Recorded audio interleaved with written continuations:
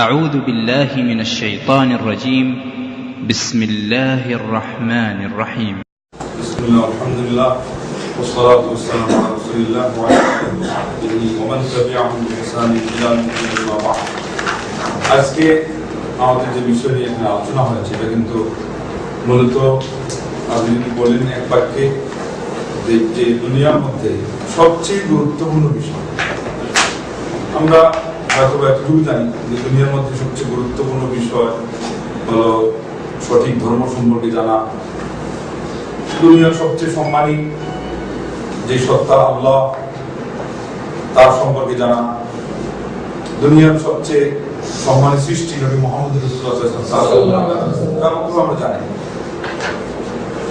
কিন্তু বিশেষভাবে আজকের এই বিষয়ে আমাদের এই কথা বলে দিচ্ছে যে আল্লাহ রাব্বুল আলামিন সম্পর্কে তার পরিচিতি লাভ করা, তার সাথে সম্পৃক্ত কিছু মৌলিক কথা জানা এবং তার বৈশিষ্ট্যের কথা জানা, এটাই হলো সকল বড় বড় বিষয়েরও উপরের বিষয়। কেননা যত নবী রাসূল দুনিয়াতে এসেছিলেন আলাইহিস সালাম, সবারই কিন্তু মূল বিষয় ছিল সৃষ্টিকে স্রষ্টার সাথে পরিচয় করিয়ে দেওয়া। এবং পরিচয় করিয়ে দেওয়ার দুইটি দিক আছে। একটা সাধারণ দিক যেটা গতানুগতিক আমাদের প্রত্যেকেই আমরা ধারণা করতে পারি, আল্লাহ রাব্বুল আলামিন এক, আল্লাহ অনেক বড় ক্ষমতার অধিকারী, ইত্যাদি ইত্যাদি কিছু কথা। আর আরেকটা হলো বিস্তারিত চলচেরা সুনির্ধারিত ভাবে তিনি কিভাবে বড়, কি কারণে তিনি আবাদত পাওয়ার হকদার, কি কি মৌলিক এবং বৈশিষ্ট্য শুধুমাত্র তার মাঝে আছে যার ফলে তিনি আবাদত পাবেন, অন্য কেউ পাবে না।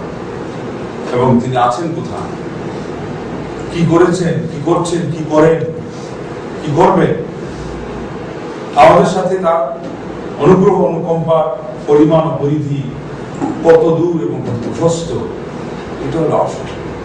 কারণ এই জিনিসটাই যখন মানুষ বুঝবে, তার ব্রেইনে বসবে যে উনি আমাকে খুব একটা কিছু উপকার করেছেন, তখনই আমাদের ব্রেইনে প্রশ্ন আসবে যে ব্যক্তি আমাদের উপরে উপকার করলো তার জন্য আমাদের উপরে করণীয় কি। এই জন্য আল্লাহ রাব্বুল আলামিনের পরিচিতি সহজেই মানুষ বুঝতে পারে যে ইবাদত যেহেতু আল্লাহ করা হলো, আল্লাহর পরিচিতি তার আগে অবশ্যই চাই। অবশ্যই দুনিয়ার এত বড় সম্পর্ক আর কোনো জায়গায় নেই যেখানে এসে দেখা যাবে যে সৃষ্টিকর্তার সাথে সৃষ্টিকুলে যেই সম্পর্ক আব্দ এবং মাবুদের জড়িয়ে যাচ্ছে আল্লাহ, তোদের কোন সম্পর্ক কিন্তু পরিচিতি ছাড়া হয় না। সম্পর্ক সাময়িকের জন্য কোন একটা আচার অনুষ্ঠান, উঠা বসা, কোন একটা প্রসঙ্গে এক জায়গায় মানে জমায়েত হওয়া, এগুলো হতে পারে। কিন্তু সম্পর্ক যত দীর্ঘমেয়াদী হওয়া চাই তত সেখানে তথ্য চাই। বায়োডেটা দেখেন না, আরো বেশি যদি গভীর হয় বায়োগ্রাফি।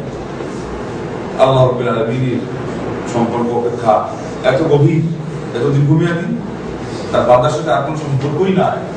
সেই জন্যই চাই যে মহান রব্বুল আলামিনকে আরো বেশি জানতে, আরো গভীরভাবে তাকে চিনতে। শুধু একটা কথা সেখানে থেকে যায় স্বতন্ত্র, সেটা হলো অন্য কারো পরিচিতিকে কেউ না কেউ আয়ত্ত করতে পারবে, কিন্তু আল্লাহ রাব্বুল আলামিনের পরিচিতিকে কেউ আয়ত্ত করতে পারে না। সেটার অর্থ এই নয় যে আল্লাহকে চিনাই যায় না। পরিমাণ মতো বান্দা হিসেবে তার সাথে আমি আমার ইবাদতের সম্পর্ক জোড়াতে যে জিনিসটা দরকার, এই পরিমাণ রব্বুল আলামিন তার দয়াতে, তার মায়াতে তিনি সহজ করে রেখেই দিয়েছেন যে বান্দা সে চেষ্টা করলে জানতে পারবে, বুঝতে পারবে, এমনকি আছে।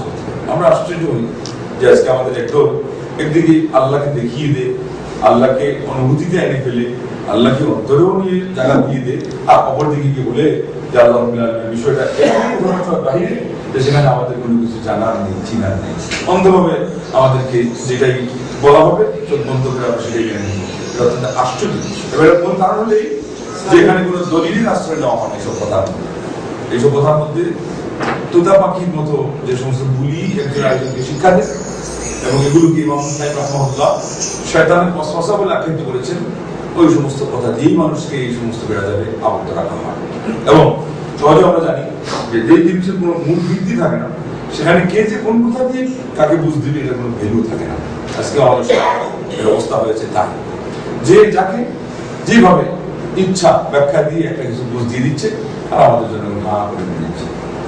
এগুলো সমাজের কিছু চিত্র যদি দেখেন, ওয়াজ মাহফিল, আলোচনা মাহফিল, আপনারা আশ্চর্য হয়ে যাবে কি মানুষকে বুঝাচ্ছে। মানুষকে ওয়াজ করতে গিয়ে এটা বোঝানো হচ্ছে যে কোন অলি অবিয়া কোন পীরের কেরামতের মাধ্যমে কি হয়ে গেছে, আর বোঝানো হচ্ছে যে তাইলে উনি কত কিছু পারেন। একটা যদি ঘটনা ঘটেও যায়, একজন একটা কিছু বলেই দেয়, তো এতে কি হয়?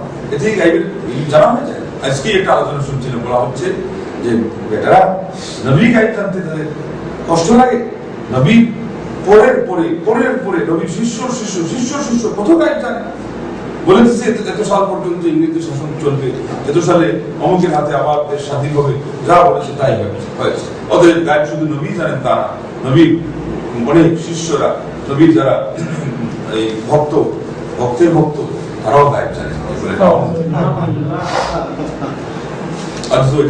বেশ থেকে বেশ এমন একটা বিষয় যেটা আল্লাহ রাব্বুল আলামিন কখনো কখনো কোন মানুষের জমানে জারি করে দেন, কোন বিদ্যা ছাড়া, বিদ্যা সম্পর্কে কখনো কখনো বিদ্যার আলোকে ইতিহাস এর নিরিখে কোনো ভালো যদি প্রখর ব্রেইনের মানুষ হয় এবং কোনো একটা জিনিস উনি ভালো করে অ্যানালাইসিস করে থাকেন, তাহলে মন্তব্য করতে পারেন। কিন্তু এটার অর্থ এই না যে চূড়ান্ত হয়ে যাচ্ছে।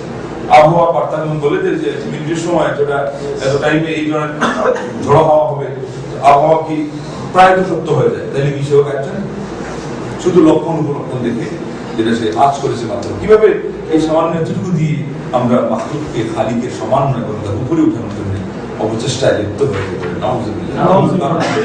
স্রষ্টাকে চিনা হয়নি, তিনি যে কত বড়, তার আজমত, তার জালাল, তার কিবরিয়াই, তার কুদরত, তার ইজ্জত, তার তাকত, তার মুলকিয়ত কত যে বড়, তার সুলতানাত কত যে প্রভাব প্রতিপত্তিশালী, এগুলো আমরা জানি না। তো সেই জন্য সর্বপ্রথম আল্লাহ রাব্বুল আলামিনের পরিচিতির সাথে সম্পৃক্ত যে কথা, সেটা হচ্ছে মহান রাব্বুল আলামিনের অস্তিত্ব। আপনি যদি তাকে অস্তিত্ব বিশ্বাস না করেন, তাহলে তার পরবর্তী যে বৈশিষ্ট্য, এগুলো কিভাবে আপনি সাব্যস্ত করবেন? এই জন্য আল্লাহ রাব্বুল আলামিনের অস্তিত্বের কথা আমরা কিন্তু কোরআন হাদিসের আলোকে যেটা পাই, সেটা হলো ভক্তিতে আল্লাহ মিলে তর্কে বন্ধু। আল্লাহ পাক নিজেই তার নিজের সংবাদ দিয়েছেন। আমরা আল্লাহ রাব্বুল আলামিনকে কিছু সূত্র এবং আমাদের হাতে আল্লাহ দিয়ে রেখেছেন, যেগুলো স্বভাবগত। এই জন্য স্বভাবগত অর্থ হলো স্বতঃসিদ্ধ। এবং আপনার যদি মানবিক যে একটা আল্লাহ রাব্বুল আলামিন মানসিকতা দিয়ে রেখেছেন, সুস্থ থাকে, তাহলে পরে আপনি এই জিনিসটা আজ করবেন এবং অবশ্যই স্বীকার করবেন।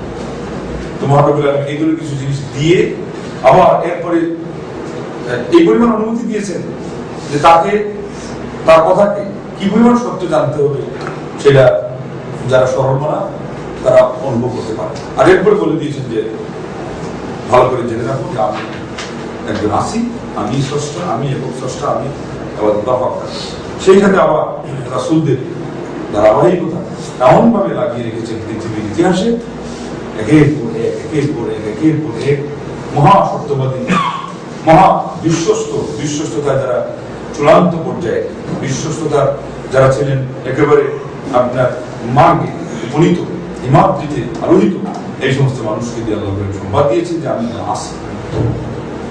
আমাদের একদম যুক্তিবিদ্যার আশ্রয় নিয়ে, দর্শন বিদ্যার বলি উড়িয়ে ওনারা বলতে চাচ্ছেন যে আল্লাহ রাব্বুল আলামিনকে চিন্তা করে বের করতে, চিন্তা দিয়ে, থিওরি দিয়ে, বিবেক বুদ্ধি যে পরিবর্তন আসছে ওইটাই আগে খাটিয়ে আল্লাহকে বের করতে। কিন্তু ইসলামের যে থিওরিটা বলে কি, আগে বলেছি স্বভাবটা থাকবে, স্বাভাবিক অবস্থায়, আর এরপরে আল্লাহ রাব্বুল আলামিনের প্রমাণ সে খুঁজবে যে আল্লাহ আমাদের কি। কেননা স্বভাবটাকে বলে দিবে যে আমার একজন স্রষ্টা আছে, সেই সাথে আমার যেহেতু স্রষ্টা আছে, তাহলে উনি আমাকে জানিয়ে দিবেন যে আমাকে কি করতে হবে এবং কিভাবে করতে হবে। শুধু কি করতে হবে তাই না, কিভাবে করতে হবে। এই জন্য ইমাম ইবনে তাইমিয়া রাহিমাহুল্লাহ বলেছেন, আর উবুদিয়্যাহ আপনি রচনা করেছেন, তার অসংখ্য গণিত বই এবং বেশিরভাগ আলোচনাই হলো আল্লাহকে নিয়ে।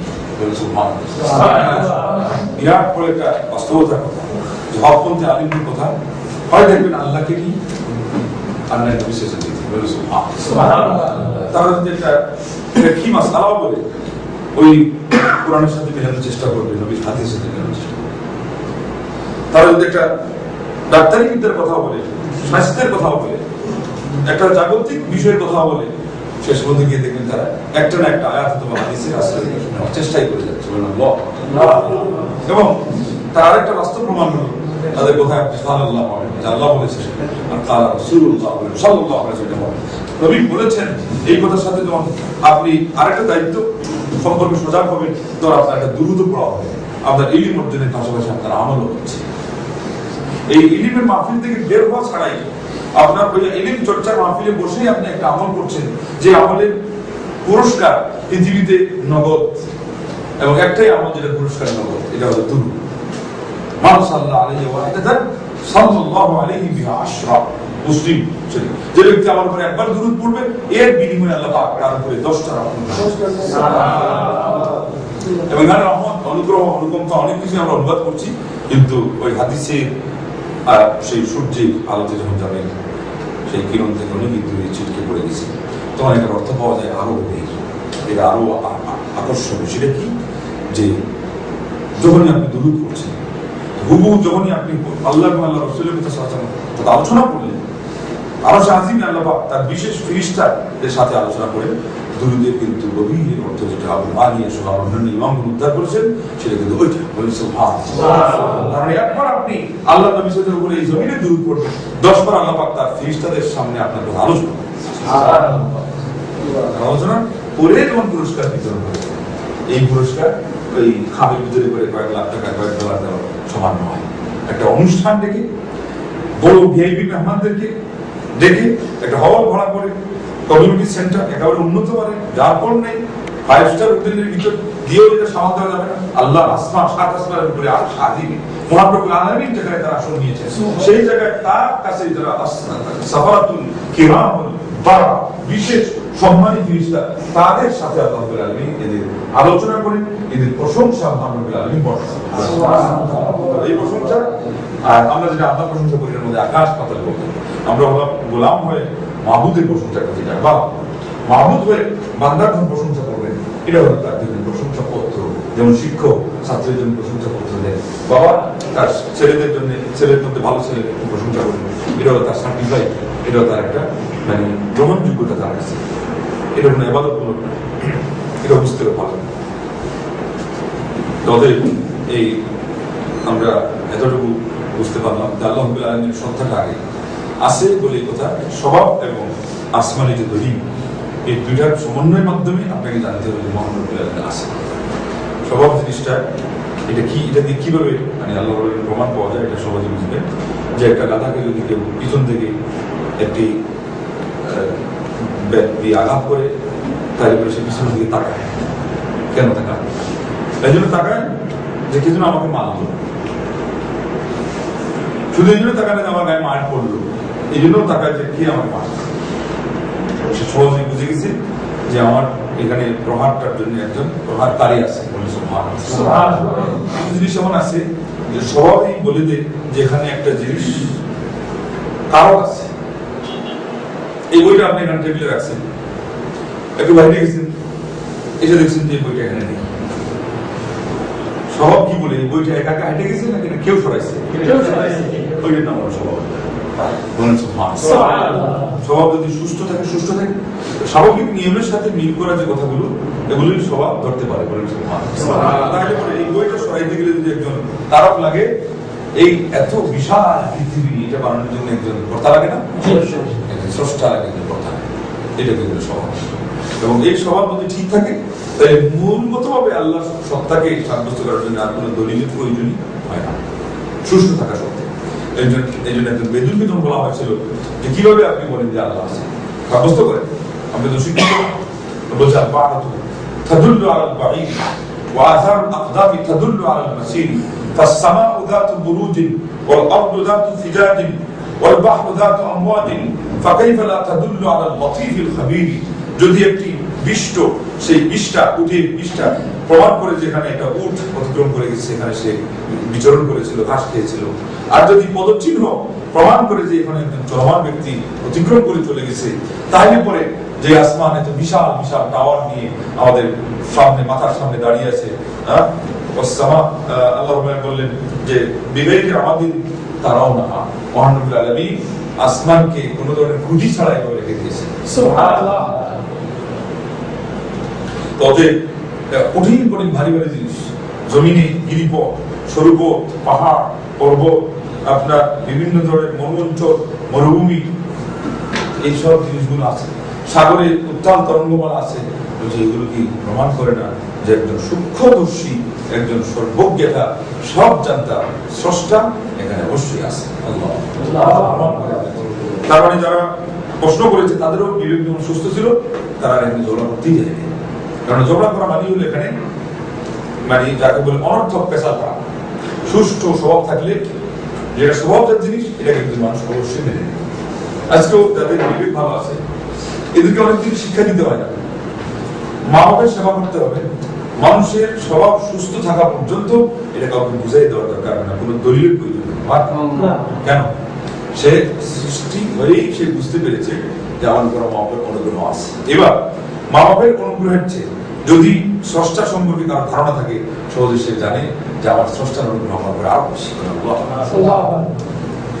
আমার মা তো ভূমিষ্ঠ করলো, আমার বাবা তো ছাড়া লাগালো, কিন্তু আমাকে এইভাবে যে বিবস্ত্র অবস্থায় দুনিয়াতে একাই পাঠায় দিলেন, এরপরে আবার একাই আমাকে এইভাবে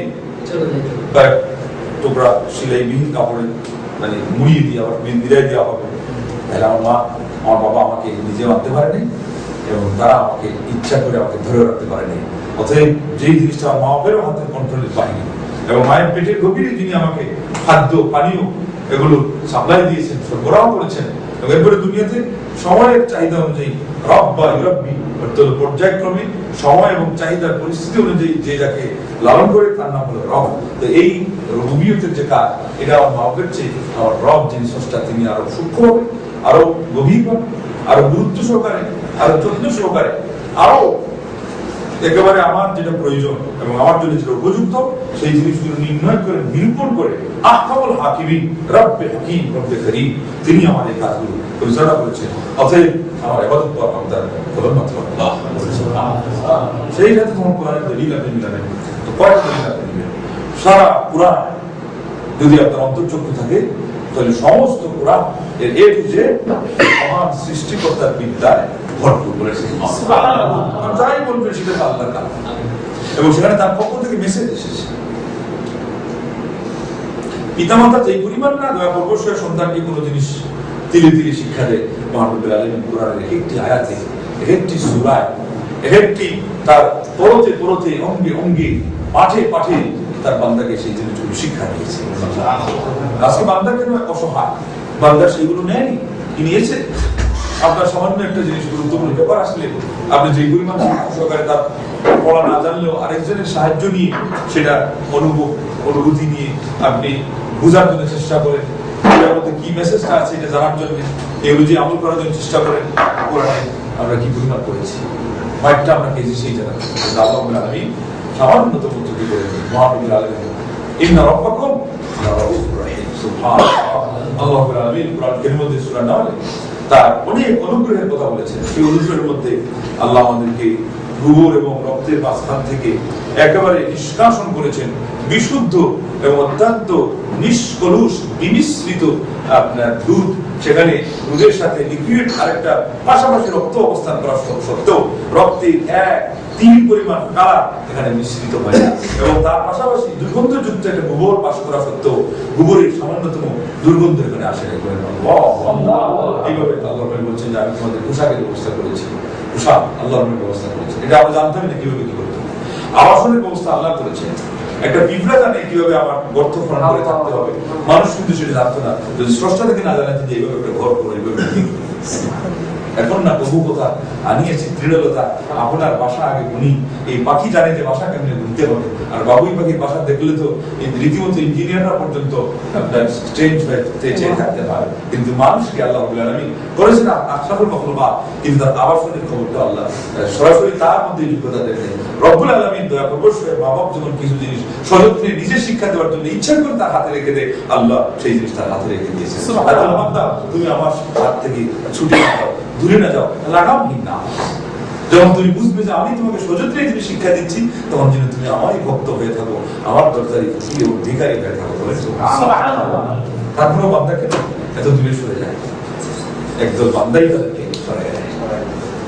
যারা দায়িত্ব নিয়েছে এজেন্টশিপি যে আমরা আল্লাহর সাথে মিলিয়ে দিব, তার সরিয়ে দিচ্ছে। এমন কিছু লোক আছে, বলেন ইন্না লিল্লাহি ওয়া ইন্না ইলাইহি রাজিউন। এমন কিছু হতভাগা এই দুনিয়াতে আছে, আর আমরা এরকম কিছু কপাল করে আসি, এমন কিছু মক্কেল ব্যাককেল আসি যে আমরা তাদের পিছনে গিয়ে নিজেদের ইমান ইসলাম সব খুইয়ে দিয়ে আমরা নিজেরা খুইয়ে ফেলছি কিনা। কারণ আমাদেরকে তো উপদেশ দিয়ে দেওয়া হয়েছে, শত শত উপদেশ দেওয়া হয়েছে। আমরা যদি না শুনি তাহলে দুষ্টাকা আপনি মার্কেজ से अगर दूर निकल जाओगे, खो जाओगे, आप गुम हो जाओगे, खो जाओगे अफसाना में गुम हो जाओगे। अपना रंग कहीं भुला मत देना, सुर शोलों से खेलोगे तो जल जाओगे। तेज कदमों से चलो और तसादुम से बचो, भीड़ में सुस्त चलोगे तो कुचल जाओगे। हम सफर ढूंढो ना किसी का सहारा चाहो, ठोकरे खाओगे तो खुद समझ जाओगे। তোমার যে মোহনা সেখান থেকে সামান্য তুমি দূরে সরে যাও, তোমার কেন্দ্র থেকে দূরে সরে যাও, তাহলে তুমি উদাও হয়ে যাবে, তুমি দেউলিয়া হয়ে যাবে, তুমি নিজেকে হারিয়ে ফেলবে, বুঝতেই পারবে না আসল কোথায়। ঠিক তোমার যে আল্লাহ রাব্বুল আলামিন যে পরিচয় দিয়েছেন, এই কালাম ইসলাম ঈমান এর আসল পরিচিতি, এটাকে মুঠেরও কোনো সময় বিলিয়ে না দেওয়া, বিলীন করতে না দেওয়া। যদি বিলীন করতে দেওয়া হয় তাই বলে একটা তামসা করা হয়, আর রঙিন মানুষ নিয়ে যদি কেউ খেলা করে তাহলে সেই ব্যক্তি চলে যায়। আগুন নিয়ে খেলা করলে যেমন চলে, ঠিক যেখানে যে পথে চলার কথা সারা দুনিয়ার মানুষ চলছে সেখানে অবশ্যই চলতে হবে, এবং ওই জায়গাতে নিজের চলার পথে যে জিনিস বাধা সৃষ্টি করে সেখান থেকে বিরত থাকতে হবে। কেননা যদি ঠিকমতো আমি না চলি তাহলে আরেকজনের পায়ের নিচে পড়ে আমি শেষ হয়ে যাবো। আমার গতি ঠিক রাখতে হবে, চলার গতি, তাই বুঝতে পারলে আমাকে লাইন সঠিকভাবে ধরতে হবে, এরপরে আমার চলার গতিও ঠিক রাখতে হবে। ইহদিনাস সিরাতাল মুস্তাকিম সিরাতাল লাযিনা আন'আমতা আলাইহিম। এরপরে যদি এমন হয় যে এই পথে আমি কাউকে পাইলাম না, তাহলে তোর ডাক শুনে যদি কেউ না আসে তবে একলা চলো। আপনি ঠিক মতো ডাক দিয়েছেন, আসলো না, এখন কি করতে? একলা। এটা এমন পথ না যে রাজনীতির কোনো মঞ্চের পথ, কোনো আপনার পার্লামেন্টের পথ, কোনো চেয়ারের পথ, কোনো পদের পথ। এটা হলো আপনার জান্নাতের পথ। যেটা সম্পর্কে ইমাম ইবনে কাইয়িম রাহিমাহুল্লাহ মানুষের আত্মার ডাক্তার, মানুষের শরীরের ডাক্তার, মানুষের ধর্মীয় ডাক্তার, মানুষের দ্বীনের ডাক্তার, মানুষের ইবাদতের ডাক্তার, মানুষের আমলের ডাক্তার, মানুষের আখলাকের ডাক্তার, মানুষের চিকিৎসার ডাক্তার, মানুষের চলাফেরার ডাক্তার, মানুষের চিন্তা জগতের ডাক্তার ইমাম ইবনে কাইয়িম রাহিমাহুল্লাহ কি পরিমাণ চিকিৎসা। সে বেচারা বলেছে যে বান্দাকে আল্লাহ কোনো অসুখ বিসুখ দিয়ে তাকে কষ্ট দেয়, সেই বান্দার উপর আল্লাহ কি পরিমাণ ইহসান করেছেন এটা সেও জানে। সুবহানাল্লাহ। অসুখ বিসুখ দিয়ে আল্লাহ রাব্বুল আলামিন তাকে জান্নাতের একটা এমন আসন দিচ্ছেন যে আসনটা হারাইলে পরে যে পরিমাণ তার কষ্ট হইতো, এখন এই রোগের মধ্যে তার যে কষ্ট অনেক কম হচ্ছে, এটা আজকে সে না বুঝতে পারলো, কালকে ওই জান্নাতের আসন দেখার পরে সে হারে হারে ঠিক পাবে। সুবহানাল্লাহ। অনেকেই তো অসুস্থ আছে, উত্তর পাইছে আর আল্লাহ সম্পর্কে মনের ভিতরে রাগ আছে, খুব আছে, আল্লাহ তো কম করে না, মাঝে মাঝে সুযোগ পাইলে দিয়া কি দিছে, কি মারছে আপনারে, যা কিছু আপনারে কষ্ট দেয়, এটা হলো তার আবার মায়ার পাওয়া। বলে সুবহানাল্লাহ। পৃথিবীতে যেহেতু আপন, তার কষ্টটা আপনার জন্য তত সুখ। এটা বুঝাইতে উদাহরণ লাগে, মহব্বের কথা চিন্তা করলেই পাওয়া যায়, ভালো শিক্ষকদের, আদর্শ শিক্ষকদের চিন্তা করলেই পাওয়া যায়। এর চেয়ে আপনের আপন কি আল্লাহ। অতএব আল্লাহ যখন কোনো ভুল করবেন, এটা বুঝবেন যে তিনি যে কত আপন হিসাবে আপনাকে নিয়েছে, চাইলে তো মেরে দিতে পারতেন এক্ষুনি চোখের সামনে কত মানুষ গুমরা হয়ে যাচ্ছে, কত মানুষ। এই জন্য তার দরবারে ফকির হয়ে থাকাটা এটাই হলো বাদশাহী। এক নাগাড়ে দুনিয়ার বাদশাহী, যথাক্রমে আখিরাতের বাদশাহী। একজন মানুষ এসে ইমাম আব্দুল আজিজ বিন বাজ রাহিমাহুল্লাহকে বলল যে আমাদের পরিচিত একজন বন্ধু এই পথের প্রতীক ছিল, নামাজ, রোজা, ইবাদত, ঈমান, আকীদা অত্যন্ত খাঁটি, আল্লাহর অধিকার, ব্যাপারে সচেতন, রাখলে লোকটা গুনাহ হয়ে গেছে। ইমাম আব্দুল আজিজ বিন বাজ রাহিমাহুল্লাহ বলেছেন যে সে দুইটা কাজে একটা হতে করে নেই, বা সে দুইটা কাজ করে নেই। দুইটা কাজ কি?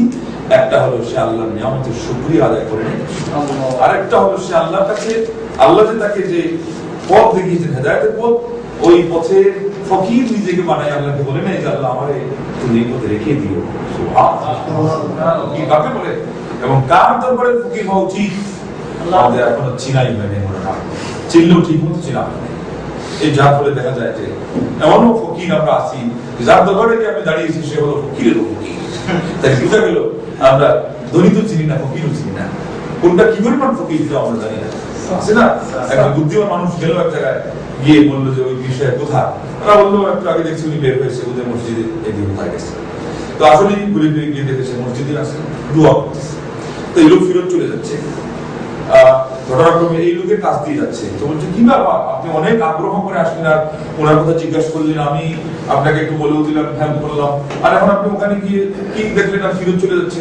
বর্তমানে পাইছি তাও ফিরত যাচ্ছে, বলে হ্যাঁ পাইছি বলেই ফিরত যাচ্ছে। এটা আবার আরো আশ্চর্যের ব্যাপার, আসলেন যার কাছে কোনো প্রয়োজন নেই, তাকে দেখেও আবার আসল প্রয়োজন না মিটিয়ে চলে যাচ্ছে, বলে না প্রয়োজনের সন্ধান পেয়ে গেছে। সেটা কি?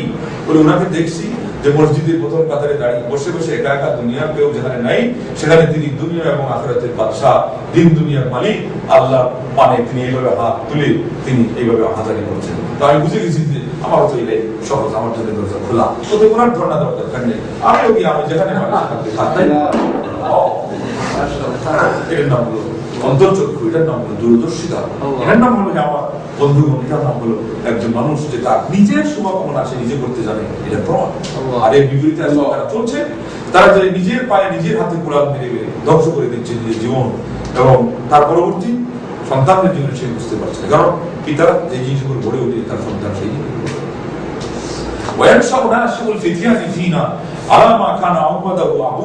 আমাদের মধ্যে কোন সন্তান, আমাদের বংশে, আমাদের সমাজে কোন সন্তান ওই আদর্শই গড়ে উঠবে যে আদর্শ তার বাবার কাছ থেকে শিক্ষা মানুষ। এই জন্য শেষ নবীর উম্মত হিসাবে আপনি কত যে রেসপন্সিবিলিটি থাকছেন আপনিও জানেন। একদিক থেকে আপনি আল্লাহর নবী হিসেবে রিপ্রেজেন্টেটিভ, অপর দিক থেকে আপনি হলেন আপনার পরবর্তী সন্তান সন্ততির অভিভাবক এবং দিক নির্দেশনা দাতা, পথ প্রদর্শক।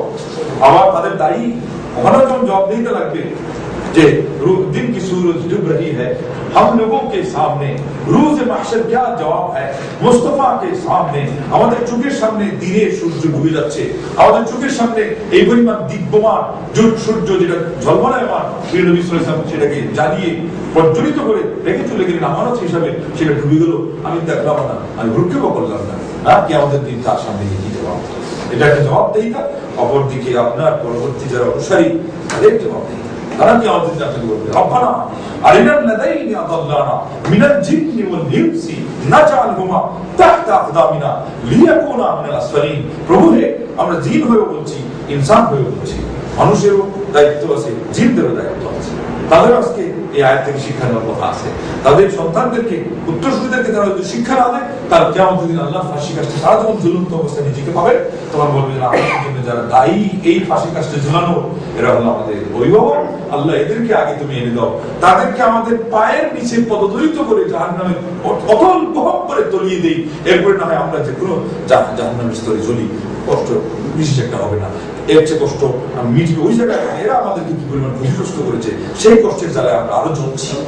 জাহান্নামের আগুনের চেয়ে তাদের অন্তর জ্বালা, তাদের আজকে কঠিন দামানি শক্তি গুণটা হয়ে গেল, তাদের অভিভাবক যে তাদেরকে এইভাবে করে তাদের জীবনকে নষ্ট করেছে, মিসগাইড করেছে। অথচ আজকে আমরা একদল গদ্দালিকাভাবে গা ভাসিয়ে দিয়েছি তাদের উপরে, আর আরেকদল টেনে নিচ্ছে যেদিকে ইচ্ছা সেদিকে, আমরা বলে মুদ্রা, আমাদের বলে কোনো মূল শক্তি নেই। তাহলে আপনি জাবরিয়াদের বিশ্বাসের কথা বলে শুনবেন, যারা মনে করে যে তারা আল্লাহ বিধানের সামনে, তাকদীরের সামনে একেবারেই এমন ভাবে মানে নিরুপায় যে সেজন্য কিছুই করতে পারতেছে। এদিকে আবার রাগ উঠলে আরেকজনকে এমন মায়ের দেখ যেটার হিসাব মেলানো মুশকিল হয়, তাই বলে তার গায়ের শক্তি আসে এমন একটা গালি দে যে এই গালিটা সমুদ্রের পানিতে ফেলে সমুদ্রের পানি থাকে না, বিষে পরিণত হয়। এখন সেই বলতেছে যে আসল যখন দায়িত্ব আসে আমাদের করার কি আছে, আল্লাহ কিসমতে যা রাখছে সেটা তো ঠিক আছে, এরকম করলে আল্লাহ কিসমতে জাহান্নাম রাখছে সেটাও তো মেনে নিতে হবে না। দুনিয়াতেই মেনে নিতে রাজি না, কাজ না করে যদি বেতন না পায় হ্যাঁ চেঁচুন শুরু হয়ে যায়, কাজও করে না আমার বেতনের জন্য চিল্লা যাবে। তো পরকালে কেমনি সে আপনার আল্লাহ যখন জাহান্নাম আসবে তখন রাজি হতে পারে, সহজেই বুঝতে পারেন যে এটার উপর সে রাজি থাকবে না রাজি থাকবে না সমাবেত আপনার যাচ্ছে। যাই হোক, আল্লাহর অস্তিত্বটা হলো আসল বৈশিষ্ট্যের কথা আপনারা আলহামদুলিল্লাহ আলোচনা শুনেছেন, আরো শুনবেন মহানবুল আলামিন কিভাবে আছেন, আমার সাহায্যের উপরে আছেন, এখানে আমরা আগেও আলোচনা করেছি। বড় কথা আল্লাহর অস্তিত্বের জন্য বড় বড় কয়েকটা শক্তিশালী দলিল একটা হলো স্বভাব সহজে সুস্থ থাকে। ওটার মধ্যে রাখতে বলা হয়েছে কুল্লু মাউলুদিন ইউলাদু আলা ফিতরা ফাআবাহু ইয়াহুদানি আও নাসরানি আও ইমাজিসানি। প্রত্যেকটা সন্তান স্বভাবের উপরে মানে সত্য জিনিসকে জানা এবং মানা স্বভাবের উপর জন্ম নেয়। এরপরে তার পিতামাতা, এখন তারা উদ্দেশ্য বুঝতে হবে, তার পারিপার্শ্বিকতা তাকে যখন খ্রিস্টান বানায়, ইহুদি বানায় অথবা অগ্নিপূজক বানায়। তাই এখানে মূল কথা হলো আমরা যে বললাম স্বভাব সুষ্ঠু ও সুন্দর থাকলে, স্বাভাবিক থাকলে স্রষ্টার পরিচিতির জন্য কোনো যুক্তি তর্কের দরকারই হয় না। প্রথমেও আমরা দর্শন থেকে আলহামদুলিল্লাহ দেখলাম যে মুক্ত আছি, শেষে গিয়ে তো দলিল যখন পেয়ে যাবো কোরআন সুন্নাহ, আর আমাদের কিসের প্রয়োজন হয়? একজন মুমিন ব্যক্তির সামনে আল্লাহ রাব্বুল আলামিনের পক্ষ থেকে ওহী আবে হায়াত যখন প্রস্তুত হয়, নাযিল হয়, নবী সাল্লাল্লাহু আলাইহি ওয়াসাল্লামের হাদিসে জমজমের পানি যখন এসে যায়, পৃথিবীতে তার কোন পানি প্রয়োজন হয়? তার তৃষ্ণা নিবারণ। এবং আল্লাহ ওহী পানি কোন কালার রাখেন নেই, এটা টেস্ট ছাড়া কালার ছাড়া, কিন্তু সবচেয়ে বেশি টেস্টি, সবচেয়ে বেশি মানুষের স্বাস্থ্যের জন্য উপজীবন প্রয়োজন, এটা ছাড়া আমাদের জীবনই বাঁচে না। ঠিক ওহীকে আল্লাহ উদাহরণ দিয়েছে পানির সাথে, যেটার সাথে অত রং বেশি নেই, এর কোনো দর্শনের থিওরি নেই, এখানে এত ঝলকমলক এত বেশি নেই, এর পিছনে অত বেশি প্রচার প্রপাগান্ডা নেই, এবং অত অ্যাডভাইস নেই, অত সার্কুলার নেই, অত অমুক তমুক, এই মেইন, এই মই, এই তরিকা, এই প্ল্যাটফর্ম, এই ঝান্ডা, এই ভান্ডা, এই সান্না, এর কিছুই নেই। কিন্তু এটাই হলো এমন একটা পথ পদ্ধতি, এমন একটা আদর্শের দিক নির্দেশ করে দেয় যে সারা পৃথিবীর সকল মানুষকে আবে হায়াত পান করিয়ে জান্নাতের সুধা পর্যন্ত তাকে পৌঁছিয়ে দেয়। হাউজে কৌশলের পানি ভায়া হয়ে জান্নাত তাকে পৌঁছিয়ে দেয়। তো সেই জন্য স্রষ্টা আছেন তার প্রমাণ, এর মধ্যে সবচেয়ে গুরুত্বপূর্ণ প্রমাণ ছিল একদিক থেকে স্বভাব, কিন্তু আমাদের দুনিয়ার বড় সবচেয়ে শক্তিশালী দলিল হবে কি? কিতাবুল্লাহ সুন্নাতুর রাসূলুল্লাহ। কেননা আল্লাহ নবী সাল্লাল্লাহু আলাইহি ওয়াসাল্লাম বলেছেন তারাকতু ফিকুম আমরাইনি লান তাদিল্লু মা তামাসসাকতু বিহিমা কিতাবুল্লাহি ওয়া সুন্নতি। আমি তোমাদের মাঝে দুইটা জিনিস রেখে গেলাম, এটা ধরে থাকলে শক্তভাবে মজবুত এবং বদ্ধপুষ্টিতে পশ্চিমকার উপর প্রশ্ন হবে না। একটা হলো আল্লাহর কিতাব, একটা হলো সুন্নাহ। যেগুলো আয়াত আছে, হাদিস আছে, যা খুলিকু মিন গায়রি শাইইন আম হুমুল খালিকুন, প্রসঙ্গ ভিন্ন কিন্তু ঘুরে ফিরে এটাও তো শরীয়তের দলিল, কোরআনের দলিল। আল্লাহ আপনাকে এই বিবেককে কাজে লাগাতে বলছেন, কিন্তু দলিল তো আল্লাহ, এই জন্য এটা কোরআনের দলিল। এরপরে কুল মাউলুদিন ইউলাদু আলা ফিতরা, এটা হাদিসের দলিল। এই সব জিনিসের মাধ্যমে আমরা বুঝতে পারলাম যে আল্লাহ আপনার অবশ্যই আছে। তারপরে আরেকটা প্রসঙ্গের দলিল দেওয়া হলো যে এটা হলো বাস্তব প্রসঙ্গ। একটা জিনিস যদি বাস্তবে আমি পেয়ে যাই তাহলে আমার দেখার শর্ত নেই। আমি দেওয়ালের আড়াল থেকে একজনকে ডাক দিলাম যে ভাই একটা কলম দেন, হুবহু যেই কলম চাইলাম এই কলমই পাইলাম, দেন হুবহু যেই কলম চাইলাম সেই কলমই পাইলাম। তাইলে পরে এই কথা বুঝতে আর অসুবিধা আছে যে আমি যাকে ডাক দিয়েছিলাম নিশ্চিতভাবে তিনি সেখানে আছেন। হ্যাঁ, তো এই যে এইভাবে নূহ আলাইহিস সালাম, ইউনূস আলাইহিস সালাম দোয়া করেছে, হুবহু যা চাইছিলেন তা পেয়ে গেছে। আপনার জীবনে কত কথা এমন আছে যা চাইছেন তা পেয়ে গেছে, অনেক আছে না, অনেক যে সময় চাইছিলেন সেই সময় পেয়েছেন, কোনো সময় ওই সময় পাননি, কিন্তু পরে এমন সময় পাইছেন যেটা আপনার হিসাবের বাইরে, কিন্তু এরপরে আবার এই অঙ্ক মিলে দেখছেন যে না আমার জন্য উপযুক্ত সময় এটাই ছিল যেটা আমার আল্লাহ চয়ন করেছে। চতুর্মুখী দলিল, চারটা পয়েন্ট আছে, আমি এখানে সময়ের ভাবে বললাম না, আপনি নিজেই বুঝে গেছেন। একটা হলো স্বভাব থাকে, আর হলো শরীরের দলিল, আর হলো যেটা যুক্তি মানে বিবেকের কথা বলে ওটা হলো যুক্তি, আর হলো বাস্তবতা। দোয়া করলাম পেয়ে গেলাম, যেটাই চাইলাম সেটা পেয়ে, তাইলে তুমি আসেন। অতএব সব জিনিস যে খালি দেখেই মানতে হয় এগুলো কথা নয়, বরং যে জিনিস যত মূল্যবান সেটা অনেক সময় গোপন থাকে, এবং যে জিনিসের ডিমান্ড যত বেশি সেখানে অনেক সময় অভিমান থাকে, অভিমান যে এরপরে দেখি তুমি এত দলিল থাকা সত্ত্বেও আমাকে মানো কি মানো নাকি না, সামান্য একটা অজুহাত পাইয়াই তুমি ফসকে যাও। যারা আল্লাহ উপস্থিতি মানতে চায় না, এরা অজুহাতটাকে ব্যবহার করে, তারাই ফসকে গেছে। কিন্তু আমার আল্লাহ তাদের চোখের সামনে দলিল প্রমাণ পেশ করতে, উপস্থাপন করতে এক তিন পরিমাণ বিন্দু পরিমাণ কিন্তু কম রাখেন। কথা বাস্তব না বাস্তব? এটা যখন বুঝবেন তখন আল্লাহ সম্পর্কে ভক্তি শ্রদ্ধা আরো বরং বেড়ে যাবে, আল্লাহ সম্পর্কে আরো আগ্রহ কৌতূহল আরো বেড়ে যাবে যে হে আল্লাহ অথচ তোমাকে দেখতে চাই। আছে না কিছু জিনিস গোপন রাখলে তো আগ্রহ বাড়ে, এই জন্য যত মূল্যবান জিনিস দুনিয়াতে ততই গোপন থাকে, মনি হীরা প্রভাব পান্না এগুলো আছেই তো। তারপরে আরেকটা মনে হলো আমাদের সমাজের রমণী নারী সমাজ, কিন্তু আজকে আমরা সেটাকে বাইরে বের করেই তো কি করছি, সস্তা করেছি, তার মূল্য কমিয়ে দিয়েছি। কথা কি বাস্তব? অতএব যে জিনিসগুলো যেভাবে দিতে হয়, যে জিনিসের উপর আস্থা বা বিশ্বাস যেভাবে রাখতে হয় সেইভাবেই আনলেই তার যথার্থ মর্যাদা দেওয়া হয়। আজকে আমরা আল্লাহ সম্পর্কে যে আলোচনা শুনলাম, আমরা এর ভিত্তিতে মহান রব্বুল আলামিনের অস্তিত্বের কথা বিশ্বাস করবো, তার যে সমস্ত বৈশিষ্ট্য কথা পরবর্তীতে আলোচনায় আসবে সেগুলো আমরা মানবো, জেনে এবং আমল করবো, মানুষ পর্যন্ত সেটা পৌঁছাই দেবো। আল্লাহ আমাদেরকে তৌফিক দিন। আলহামদুলিল্লাহ।